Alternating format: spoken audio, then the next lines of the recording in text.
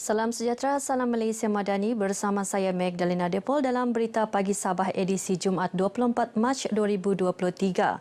Kerajaan melalui pihak Jabatan Hidupan Liar akan melaksanakan tindakan penyelesaian mengenai isu kehadiran buaya di kawasan perairan di kawasan Tawau.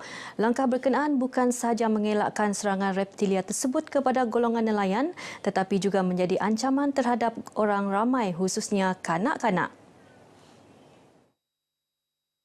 Kita berharap agar pihak-pihak yang berkaitan seperti Jabatan Hidupan Liar supaya dapat mengambil tindakan yang sewajarnya untuk memastikan kawasan tempat-tempat nelayan ini mencari kehidupan dapat dipastikan dihindarkan daripada gangguan ataupun ancaman daripada buaya-buaya yang sejak kebelakangan ini mengganas dan ada juga yang telah terkorban kehilangan nyawa. Masalah habitat macam buaya ni kan mengganggu maksudnya sama nelayan-nelayan di kawasan pesisir pantai lah. Maksudnya sekarang ni maksudnya kami minta sama kerajaan kalau boleh pihak yang berkenaan untuk dapat membendung masalah untuk nelayan sekarang ni yang masalah buaya ni. Kalau boleh kepada agensi yang terlibat dari segi persatuan nelayan ini agar diberi lagi pendapatan penambahan ekonomi kepada anak-anak nelayan seperti kursus keusahawanan. Sebab kalau musim tengkujuh nelayan tidak boleh untuk mendapat pendapatan ikan sudah. Mereka ditemui dalam mesyuarat agung tahunan Persatuan Nelayan Kawasan Tawau PNKT kali ke-20 di Tawau. Pada majlis ini, 270 ahli persatuan yang hadir turut menerima allowance sara hidup nelayan. Kementerian Perdagangan Dalam Negeri dan Kos Sara Hidup KPDN Daerah Sandakan berjaya menumpaskan kegiatan penyelewengan barangan kawalan diesel yang pertama di Sabah dalam ops diri sejak 1 Mac lalu serentak di seluruh negara dengan nilai keseluruhan RM9,600. Serbuan pada pukul 4 petang Rabu lepas yang dilaksanakan penguatkuasa KPDN di sebuah stor tidak bernombor di Batu Lapan Sandakan menemui skit tank mengandungi minyak diesel dianggarkan 4,000 liter selain menyita 1 unit pam enjin, hos kuning dan hos putih dan menahan seorang lelaki warga tempatan berusia 64 tahun dipercayai bekerja di stor berkenaan.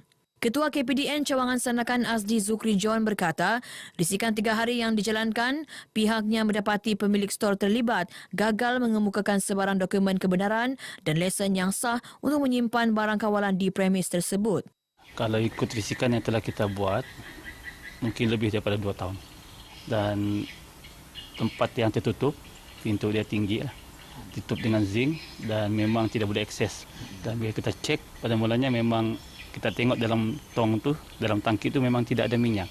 Tapi rupanya ada satu button tu kita kena pusing dia, baru minyak tu akan naik ke atas.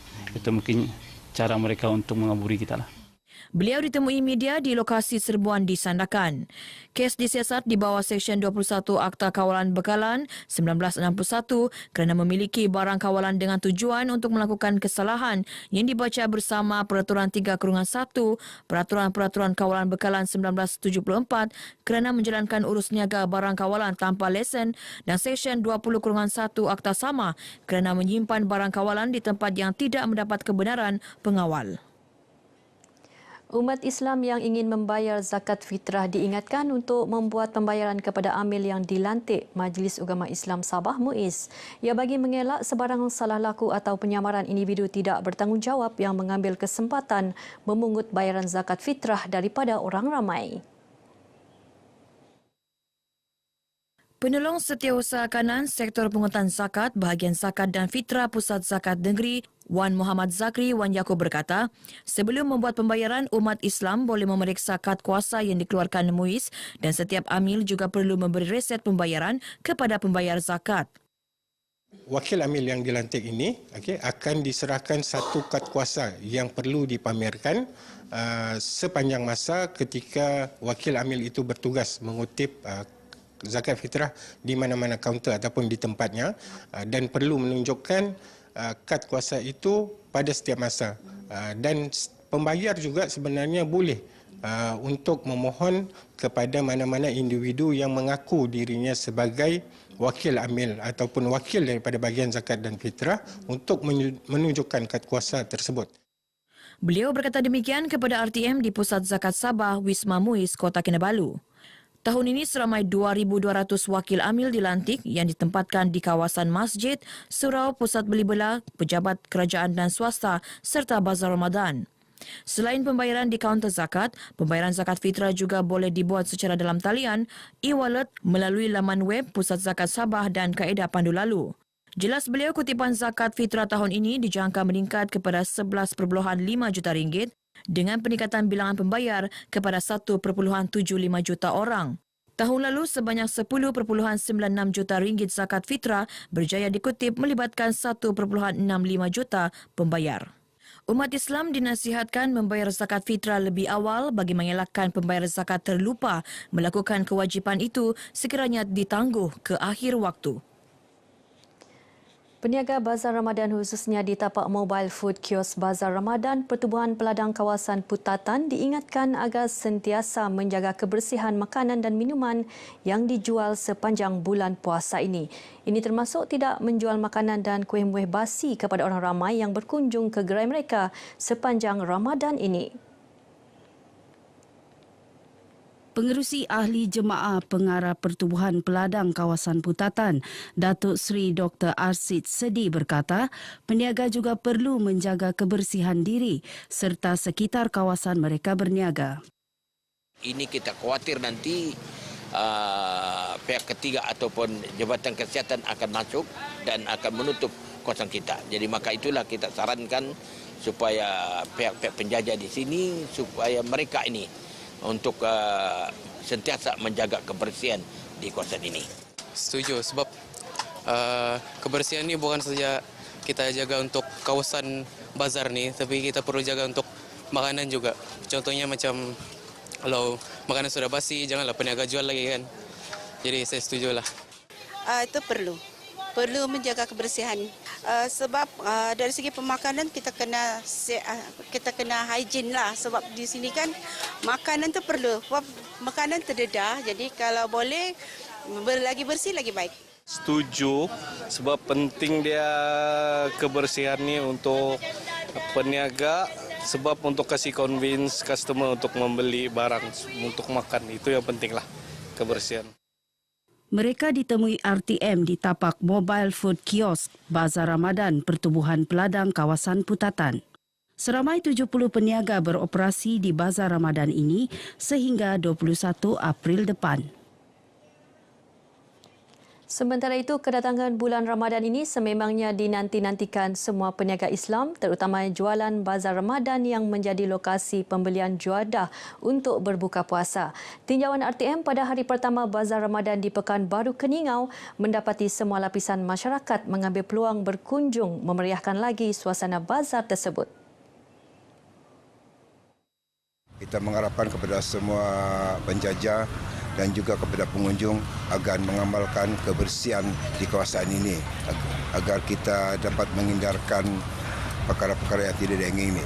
Kami semua di sini, terutama saya sangat teruja sebab Bazar Ramadan ini hanya setahun sekali kan. Kami mengharap lebih ramai pengunjung akan datang di Pekanbaru Keningau ini. Kira macam excited juga lah sebab last time dia PKP kan. Jadi kali ini kita dapat bebas sedikit untuk jalan-jalan di bazar nih, banyak juada-juada, banyak orang buka kedai baru. So itu kita macam rasa happy sedikit lah berbanding tahun lalu punya. Tahun ini saya membawa masakan kampung lah, tradisi. Macam sayur tutan, sayur kampung lah. Biasanya memberi kelainan kepada penjual-penjual lain kan. Biasanya ada orang tuh jual-jual yang macam masakan-masakan yang modern begitu. Susulan isu sebidang tanah di Taman Australuyang yang sebelum ini dirizab sebagai kawasan lapang rekreasi namun kini dibangunkan untuk projek perumahan jenis kondominium.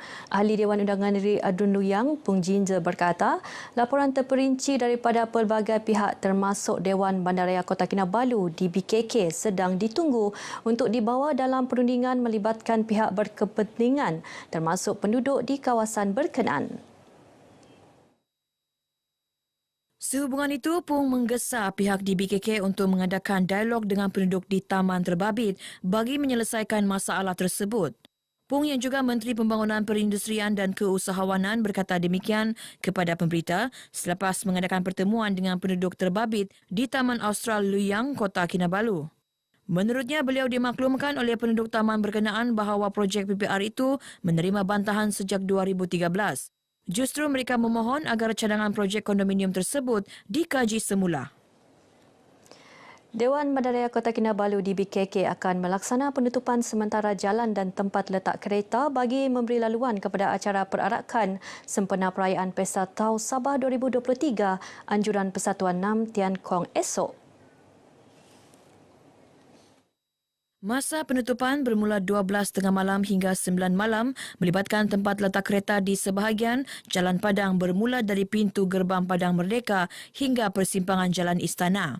Manakala penutupan secara berkala antara 3 petang hingga 9 malam melibatkan Jalan Laiman Diki, Tugu, Pantai, Jalan Bahasa dan Lorong Dewan.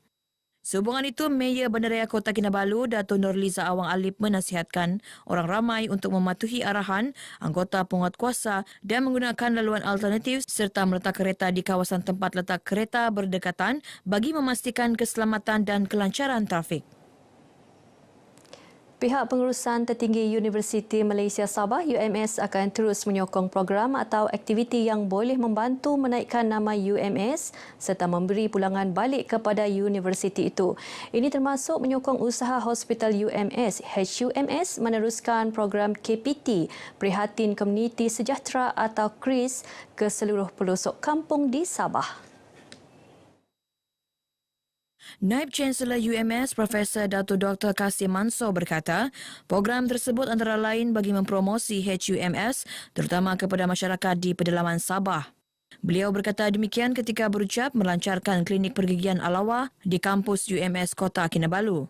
Dalam pada itu, Profesor Dato' Dr. Kasim berharap klinik pergigian ini mencapai objektif yang disasarkan dengan memberi perkhidmatan kepada masyarakat di samping mempertingkatkan kualiti dan mutu perkhidmatan dari semasa ke semasa. Sekian berita pagi Sabah untuk kali ini. Salam hormat, salam Malaysia Madani.